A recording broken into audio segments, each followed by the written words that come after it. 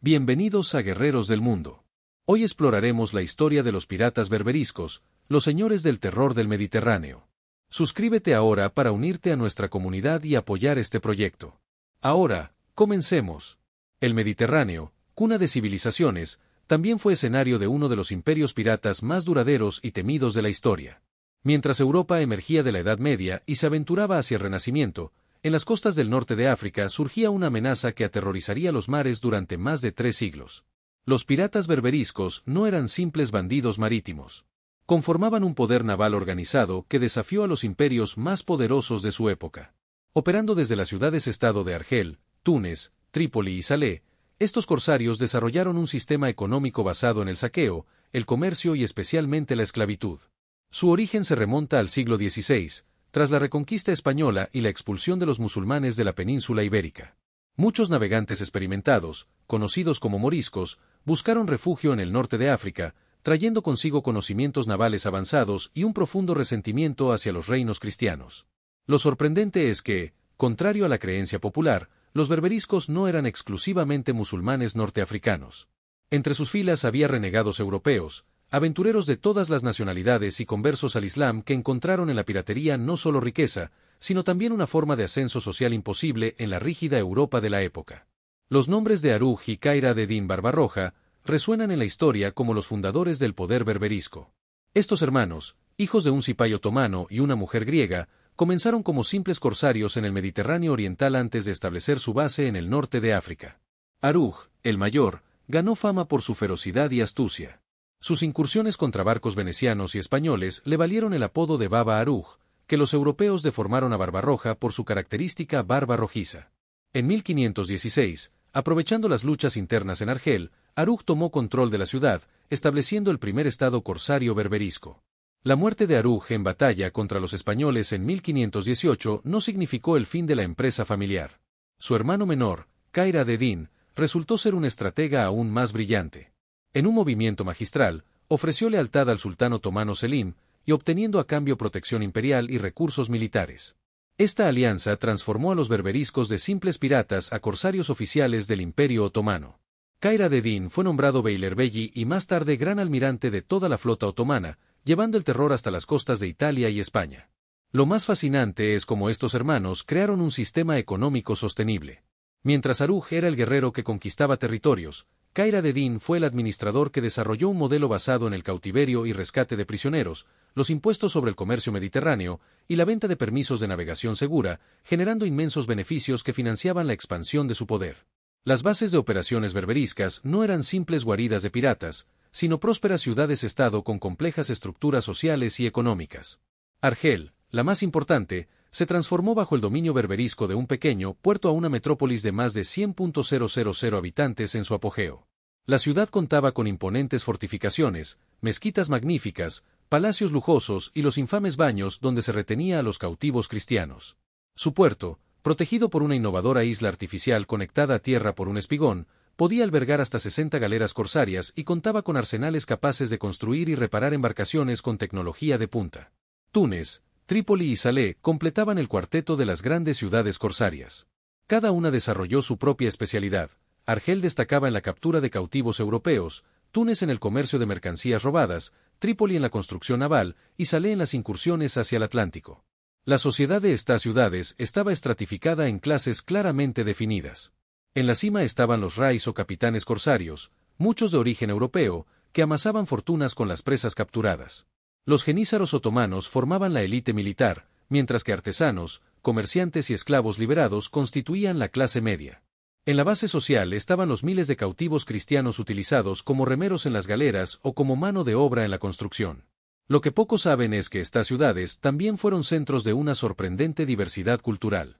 En los mercados de Argel se hablaban docenas de idiomas y se practicaban múltiples religiones con relativa tolerancia. Los judíos sefardíes expulsados de España encontraron refugio allí, convirtiéndose en importantes intermediarios en las negociaciones de rescate de cautivos. El arma principal de los berberiscos fue la galera, embarcación perfectamente adaptada al Mediterráneo. A diferencia de los pesados galeones españoles, las galeras berberiscas eran naves rápidas y maniobrables, ideales para persecuciones y ataques sorpresa en aguas costeras. Una típica galera berberisca medía unos 40 metros de eslora por 5 de manga, con un calado mínimo que permitía acercarse a playas y calas poco profundas. Su sistema de propulsión combinaba velas latinas para navegación en mar abierto con bancos de remos para maniobras tácticas y ataques.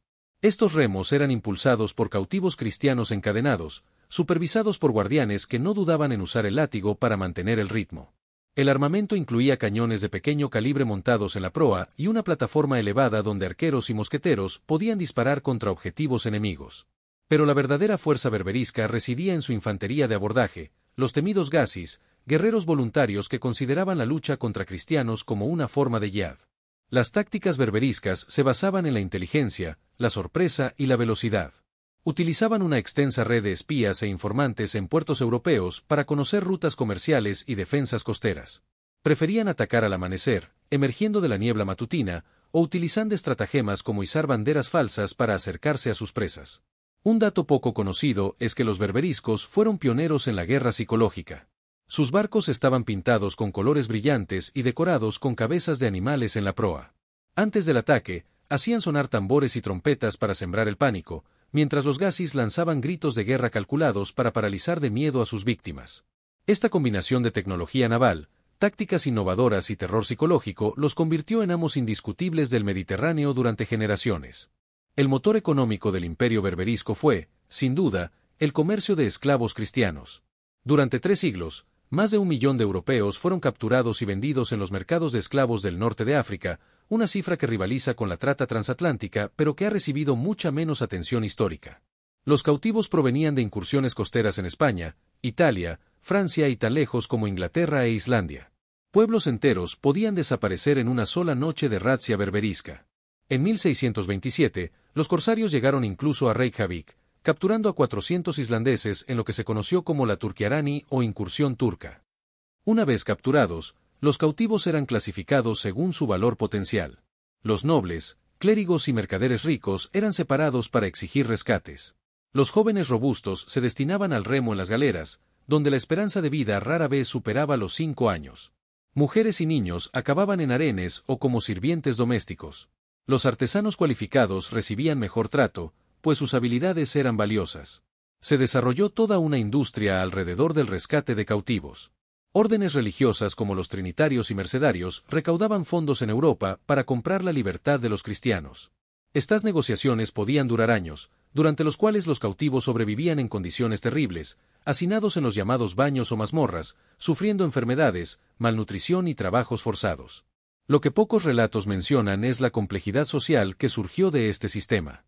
Algunos cautivos, desesperados, se convertían al Islam para mejorar su situación, convirtiéndose en los llamados renegados. Otros formaban familias con mujeres locales y se integraban en la sociedad berberisca. Algunos incluso llegaron a posiciones de poder, como el inglés John Ward o el holandés Han Hanson, quienes se convirtieron en temidos capitanes corsarios tras su cautiverio. Entre las figuras más fascinantes del mundo berberisco estaban los renegados, europeos conversos al Islam que llegaron a liderar flotas corsarias. Lejos de ser meros traidores, estos hombres representan una compleja realidad de la época, la fluidez de identidades en un Mediterráneo donde las fronteras religiosas y nacionales eran más permeables de lo que la historia tradicional nos ha hecho creer. John Ward, conocido como Yusuf Rice, comenzó su carrera como corsario inglés antes de establecerse en Túnez y convertirse al Islam. Bajo su liderazgo, la flota tunecina se transformó en una potencia naval temida. Ward introdujo innovaciones técnicas europeas en la construcción naval berberisca, combinando la velocidad de las galeras mediterráneas con la potencia de fuego de los galeones atlánticos. Han Hanson van Harlem, rebautizado como Murat Reis, extendió las operaciones berberiscas hasta el Atlántico Norte desde su base en Salé, Marruecos. Sus incursiones llegaron a Irlanda, Inglaterra e Islandia.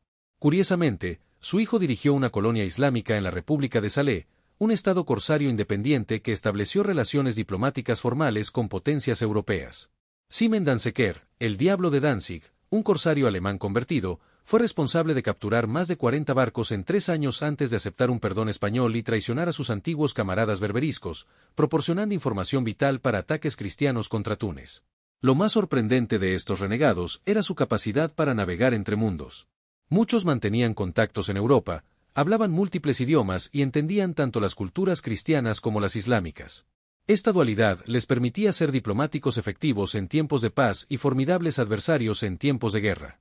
Sus historias desafían la narrativa simplista del choque de civilizaciones, mostrando un Mediterráneo donde la identidad era negociable y las lealtades personales a menudo superaban las fidelidades religiosas o nacionales. Frente a la amenaza berberisca, las potencias europeas desarrollaron diversas estrategias defensivas y ofensivas, con resultados mixtos. La respuesta más inmediata fue la fortificación de costas mediterráneas.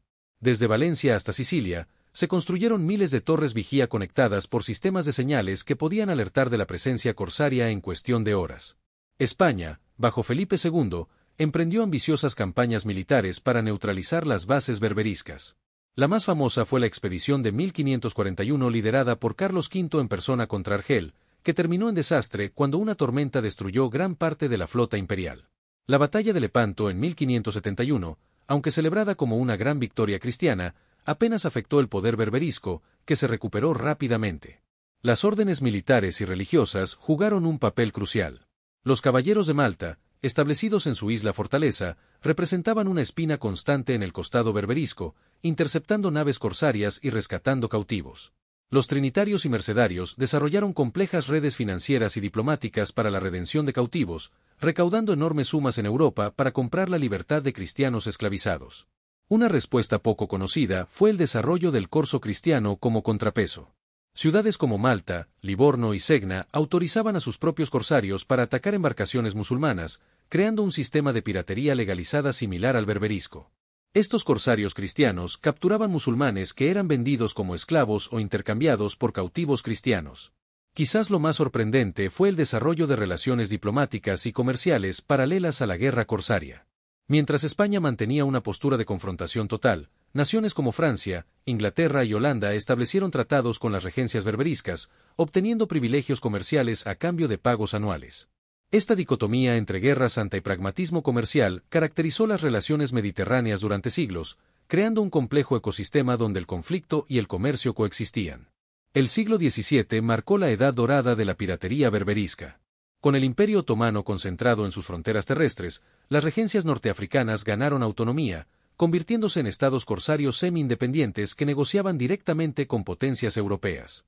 Argel emergió como la más poderosa, con una flota de más de 100 embarcaciones y 20.000 cautivos cristianos en sus mazmorras.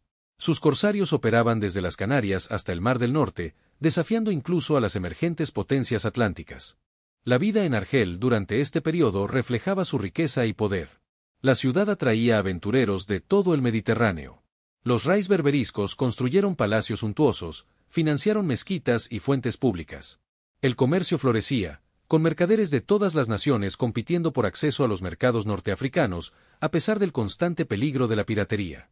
Sin embargo, el siglo XVIII trajo los primeros signos de declive.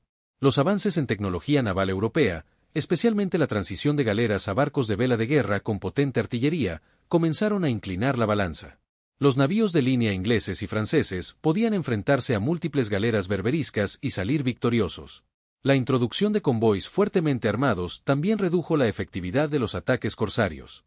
Internamente, la corrupción y las luchas de poder debilitaron las regencias berberiscas. Los genízaros, originalmente tropas de élite, se convirtieron en una casta militar privilegiada más interesada en la política interna que en el combate naval. La administración otomana, en declive ella misma, fue incapaz de reformar estos estados vasallos cada vez más disfuncionales. Pese a estos problemas, el sistema corsario berberisco demostró una notable resiliencia. Mientras los gobiernos europeos continuaran pagando tributos y rescates, el modelo económico seguía siendo viable. De hecho, fue precisamente esta práctica de protección lo que eventualmente provocaría la intervención decisiva de una nueva potencia surgida al otro lado del Atlántico. El siglo XIX marcó el fin de la era corsaria berberisca. Irónicamente, fue la joven República de Estados Unidos quien asestó el primer golpe significativo a este sistema centenario. Cansado de pagar tributos para proteger su comercio mediterráneo, el presidente Thomas Jefferson decidió enfrentarse militarmente a las regencias norteafricanas. Las guerras berberiscas de 1801-1805 y 1815 demostraron la vulnerabilidad de los estados corsarios frente a una marina moderna y determinada. La espectacular captura de Derna por un pequeño contingente de marines estadounidenses y mercenarios árabes, inmortalizada en el himno de los marines, simbolizó el cambio de época. Fue la primera vez que la bandera estadounidense ondeaba sobre una fortaleza del Viejo Mundo. El golpe definitivo llegó con la colonización francesa de Argelia, iniciada en 1830. La expedición, originalmente planeada como represalia por un insulto diplomático, se convirtió en una ocupación permanente que terminaría con la independencia corsaria. Túnez cayó bajo protectorado francés en 1881, mientras Trípoli fue conquistada por Italia en 1911. Lo fascinante es cómo estos estados, que habían aterrorizado a Europa durante siglos, cayeron con relativa facilidad. La causa fue múltiple: el atraso tecnológico naval, la corrupción administrativa, las divisiones internas y la falta de apoyo otomano. La misma autonomía que les había permitido prosperar como estados corsarios les dejó aislados cuando enfrentaron el imperialismo europeo del siglo XIX. Miles de esclavos cristianos fueron liberados durante estas conquistas. Las mazmorras de Argel, donde tantos europeos habían sufrido durante siglos, se convirtieron en museos o fueron demolidas para construir avenidas modernas. Los palacios de los Rais se transformaron en residencias de gobernadores coloniales. Así terminó, no con un estallido sino con un suspiro, uno de los sistemas de piratería organizada más duraderos de la historia. El legado de los piratas berberiscos perdura en múltiples dimensiones de nuestro mundo moderno. En el ámbito militar, su enfrentamiento con las potencias europeas impulsó innovaciones navales significativas.